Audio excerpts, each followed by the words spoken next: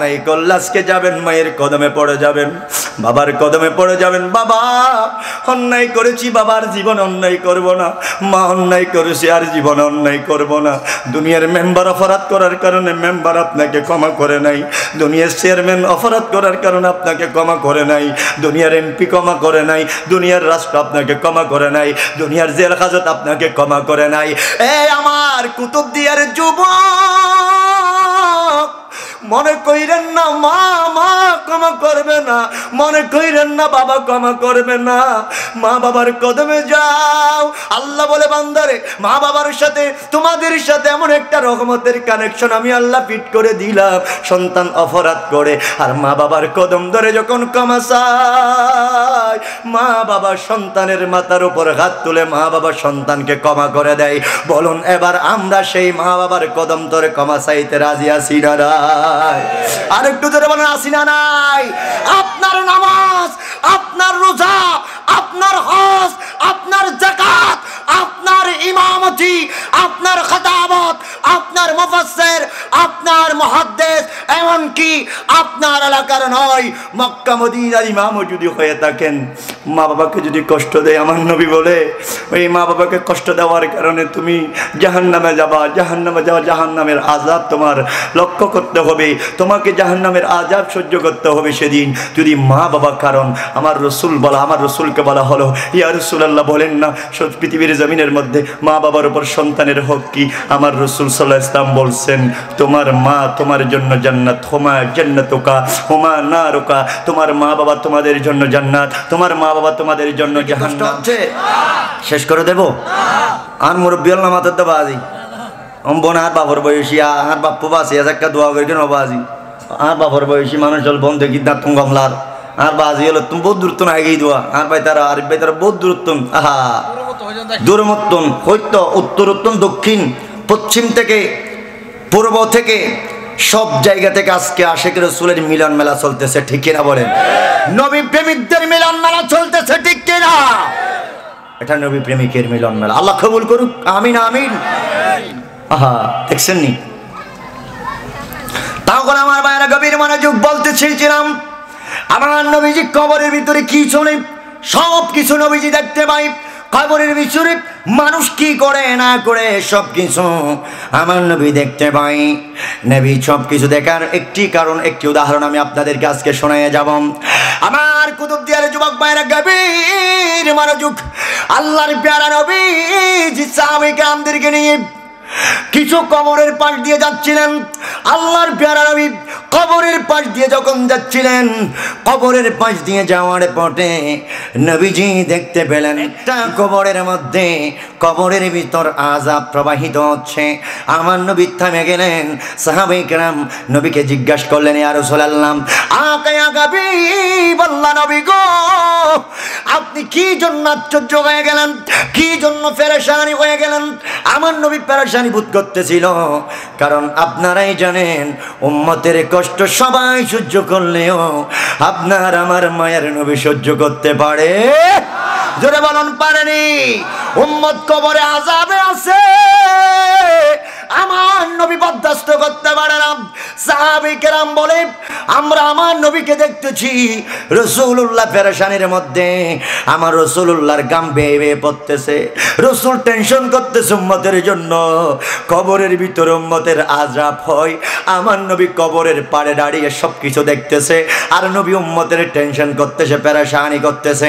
আল্লাহর প্যারা নবী যে সেখানে কিছুক্ষণ দাঁড়ালেন, দাঁড়ানোর পরে আমার নবী দেখতে পেলেন, অথচ আমার নবী সেখানে দোয়া করলে আল্লাহ রাব্বুল আলামিন কবুল করে নিতে পারে। কিন্তু এমন গুনাহগার, জানি না কোন গুনাহগার আজকে কবরের মধ্যে এমন আযাব রাব্বুল আলামিন আযাব নিবাচ্ছেন না। কি জন্য আযাব হচ্ছে, কি জন্য আযাব হচ্ছে? আমার নবী আবার সাহাবায়ে কেরামদেরকে ডাক দিলেন, ও সাহাবায়ে কেরামরা, মদিনাতুল মুনাওয়ারার বাজারের মধ্যে ঘোষণা করে দাও, মদিনার বাজারের মধ্যে বলে দাও, মদিনার বাজারের মধ্যে একটু বলে দাও না, এই কবরস্থানের মধ্যে যত মানুষ ইন্তেকাল হয়েছে তাদের আত্মীয়গুলো এসে ওই কবরের পাশে দাঁড়াবে, আর এই ব্যক্তিটার আত্মীয় কোনটা আমাকে দেখতে হবে। আল্লাহু আকবার। এই আমার কুতুবদিয়ার সুন্নি সুন্নি বাবারা, কোরআন প্রেমিক ভাইয়ারা, আমার নবীজি এই ঘোষণা দেওয়ার পরে সাহাবী কেরাম মদিনার বাজারে বাজারে এই অ্যানাউন্স করে দিলেন। এলান করার পরে এবার প্রত্যেকে আমার নবীর কথা শোনা মাত্রই প্রত্যেকে এসে আপন সন্তান নিজের মায়ের কবরের পাশে দাঁড়িয়ে আছে, আপন সন্তান বাবার কবরে দাঁড়িয়ে আছে। ও আমার কুতুবদিয়ার যুবক ভাইয়ারা, এখানে অনেক মানুষ আছে যাদের মাও নাই বাবাও নাই, আছে না নাই? যাদের মা নাই, যাদের বাবা নাই, আজকে মা বাবার জন্য অনেক পেট ফুটতেছে, মা বাবার জন্য অনেক পেরেশানি হচ্ছে, মা বাবার জন্য অনেক মায়া হচ্ছে। আজকে ঈদে মিলাদুন নবীর মাহফিল থেকে একটু মা বাবার জন্য দোয়া করুন। আল্লাহ পাক দোয়া শিখিয়ে দিয়েছেন ঈদে মিলাদুন নবীতে বসে বসে মায়ের জন্য দোয়া করার জন্য। আল্লাহ রাব্বুল আলামিন কোরআনুল কারীমের মধ্যে এলান দিচ্ছেন, ও আমার কোরআন প্রেমিক ভাইয়েরা প্রত্যেকে বলুন, রব্বির হামহুমা কামা রব্বায়ানি সগীরা। প্রত্যেকে বলুন, রব্বির হামহুমা কামা রব্বায়ানি সগীরা। বলুন, মায়ের জন্য বাবার জন্য দোয়া শিখিয়ে দিয়েছেন কে? আল্লাহর প্যারা নবী দেখতেছিলেন মদিনার কবরস্থানে, ওই কবরস্থানের পাশে সন্তানের পাশে ভাই দাঁড়িয়ে আছে, মা দাঁড়িয়ে আছে, বাবা দাঁড়িয়ে আছে। বাবার কবরের পাশে সন্তান দাঁড়িয়ে আছে, আত্মীয় স্বজন গোলা এক একজন এক এক কবরের পাশে দাঁড়িয়ে আছেন। নবীজি দেখতেছেন একজনের বাবার পাশে একজন সন্তান, একজন মায়ের কবরের পাশে একজন সন্তান, এভাবে প্রত্যেকের কবরে কবরে এক একজনকে দেখা যায়। কিন্তু আমার নবী দেখতেছে যেই কবরের মধ্যে আযাব হচ্ছে সেই কবরে আপন বলতে কেউ নাই। নবী ডানে তাকাই, নবীজি বামে তাকাই, পিছনের সামনে সব জায়গায় দেখে ওই কবরের মধ্যে কাউকে দেখা যায় না। আমার নবী আরো বেশি পেরেশানি হয়ে গেল। সবার আপন মানুষ দেখা যায়, কিন্তু যেই কবরে আযাব হয় ওই কবরে কেন কাউকে দেখা যায় না, কাউকে দেখা কেন যাচ্ছে না? আমার নবী আরো পেরেশানি, আরো চিন্তিত হয়ে যায়। উম্মতের পেরেশানি, নবী আমার রাসূল কবরের পাশে দাঁড়িয়ে দাঁড়িয়ে পেরেশানি ভোগ করতেছিলেন। হঠাৎ করে নবীজি দেখতেছিলেন কিছুক্ষণ পরে একজন লাঠির উপরে ভর করে একজন বৃদ্ধ মা নবীর কদম মোবারকের দিকে রওনা হচ্ছে। আর একটু জোরে বলুন সুবহানাল্লাহ। বৃদ্ধ মা নবীর কদমের দিকে রওনা করছে, কবরস্থানের দিকে রওনা করছে। কবরস্থানের দিকে যখন বৃদ্ধ মা আসতেছিল, বৃদ্ধ মা এসে যেই কবরের মধ্যে আযাব হয় ওই কবরের পাশে বৃদ্ধ মাটা দাঁড়িয়ে গেলেন। বৃদ্ধ মাটা দাঁড়ানোর পরে নবী জিজ্ঞাসা করে, মারে এই কবর আপনার কি হয়? মা জননী দুইটা চোখের পানি ছেড়ে দিয়ে বলে, ইয়া রাসূলুল্লাহ, নবী গো, এটা হচ্ছে আমার সন্তানের কবর। এ মা, আপনার সন্তান কবরে আযাব পায়, আপনার সন্তান কবরে আযাব পায়। এমন কি অপরাধ করেছিল, এমন কি অন্যায় করেছিল, কি কারণে আপনার সন্তান কবরের মধ্যে আযাব পাচ্ছে একটু জানতে চাই।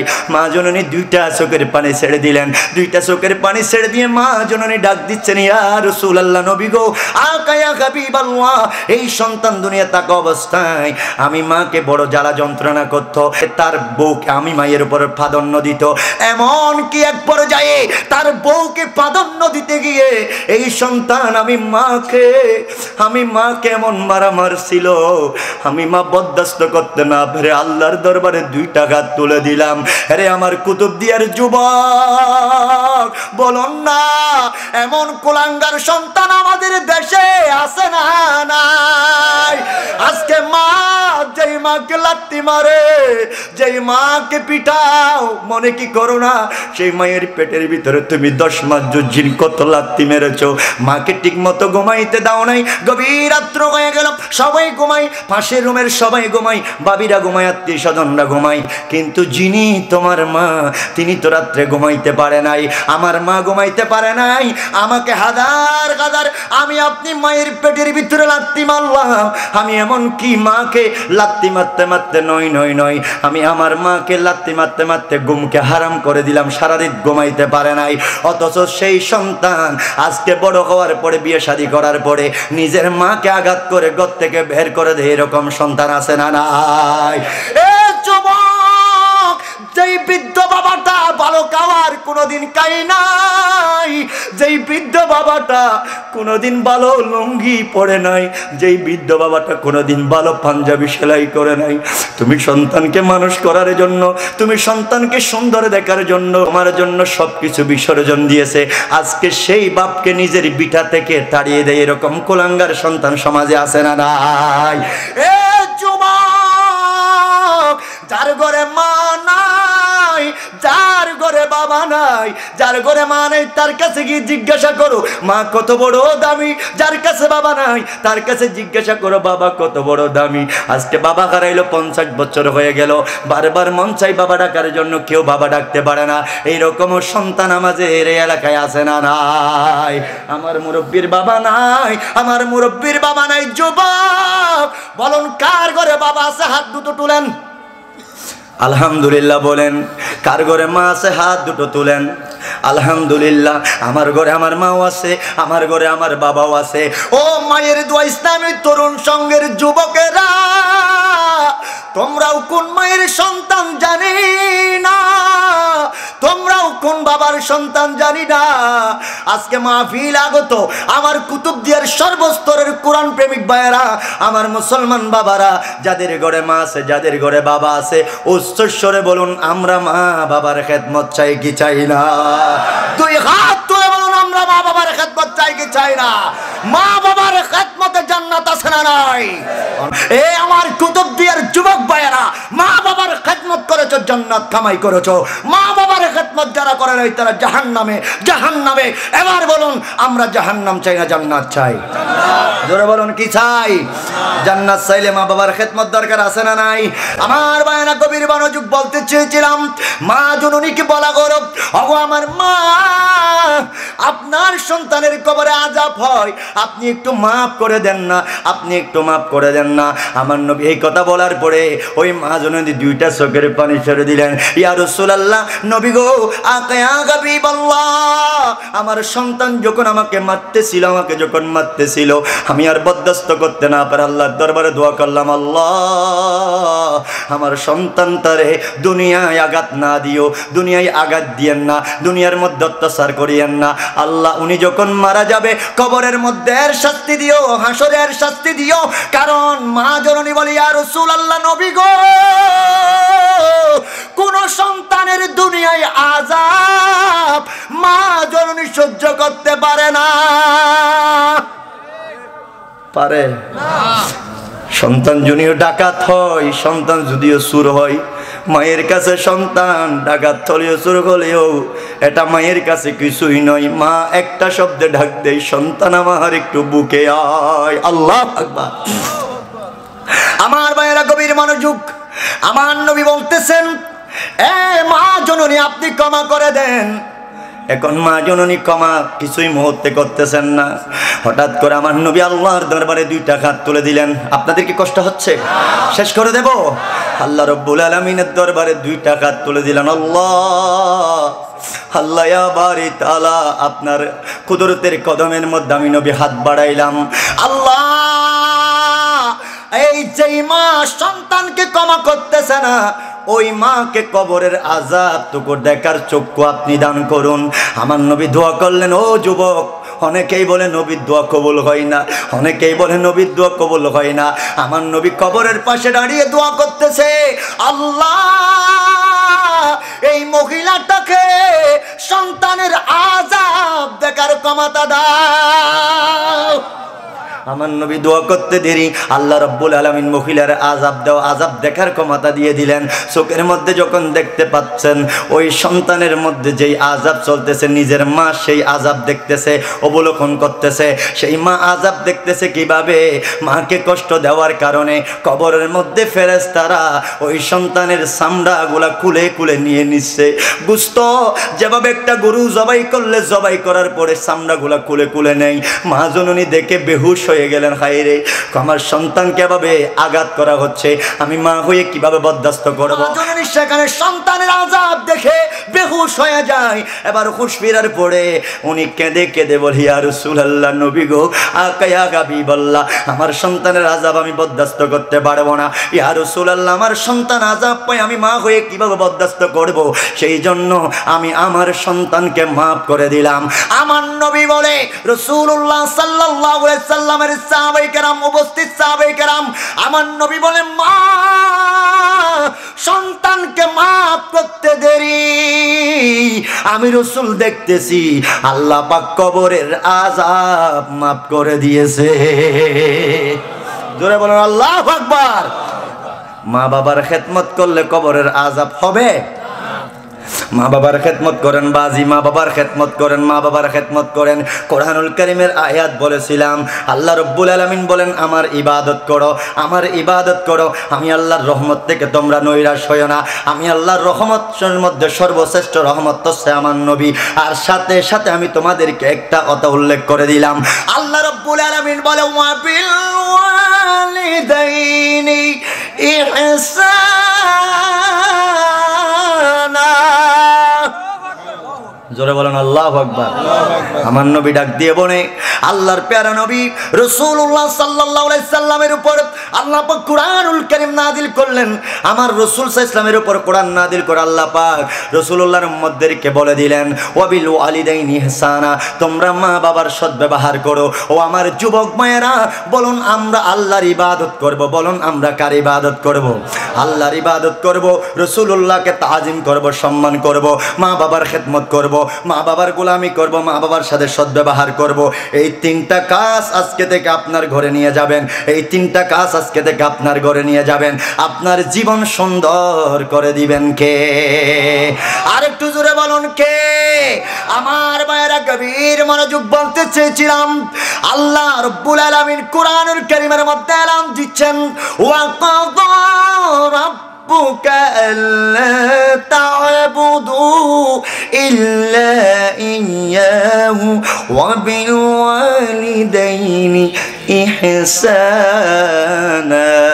আল্লাহ রাব্বুল আলামিন বলেন, ওয়াকাদা রাব্বুকা আল্লা তা'বুদু ইল্লা ইয়াহু ওয়া বিল ওয়ালিদাইনি ইহসানা। আল্লাহ সেখানেও বলেছেন, বান্দা আমি আল্লাহর ইবাদত করো এবং আমি আল্লাহর ইবাদতের পাশাপাশি তোমার মা বাবার খেদমত করো, তোমার মা বাবার সাথে সদ্ব্যবহার করো, ভালো আচরণ করো। বান্দা বান্দা, তোমার ঘরের মধ্যে যদি তোমার মাও থাকে, তোমার ঘরে যদি তোমার বাবাও থাকে, ইম্মা ইয়াবলুগান্না ইনদাকাল কিবার আহাদুহুমা আও কিলাহুমা ফালা তাকুন লাহুমা উফ।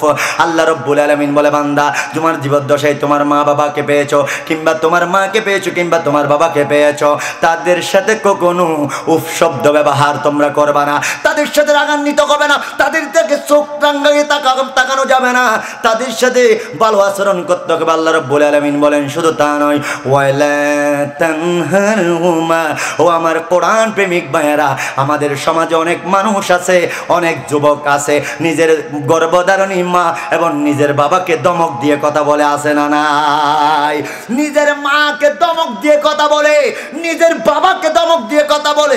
মায়ের দোয়া ইসলামী তরুণ সঙ্গের আমার যুবক ভাইয়েরা, আজকের মাহফিল থেকে ওয়াদা করে নেন, আপনারা যারা আছেন, মা যাদের ঘরে আছে, বাবা যাদের ঘরে আছে, ওয়াদা করে নেন, হুজুর আল্লাহ আজকের মাহফিল থেকে শিক্ষা পেলাম, মা বাবার সাথে কোনোদিন অন্যায় করব না, মা বাবাকে ধমক দিয়ে কথা বলবো না, আল্লাহ আপনার কোরআনের আইন মানবো। বলুন আমরা আল্লাহর কোরআনের আইন মানতে রাজি আছি না নাই?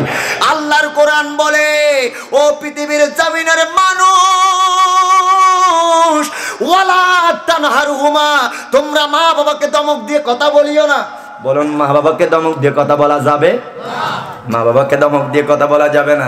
বন্ধুরে, মা বাবাকে ধমক দিয়ে কথা বলা যাবে না, আপনার সব ইবাদত বিনষ্ট হয়ে যাবে, সব ইবাদত ধ্বংস হয়ে যাবে। আল্লাহ আল্লাহ, মা বাবার সাথে কি রকম আচরণ করব, কি রকম ব্যবহার করব, আল্লাহ রাব্বুল আলামিন বলে, তোমার মা বাবার সাথে এমন ব্যবহার করো, ওয়া কুল্লাহুমা কওলান কারীমা।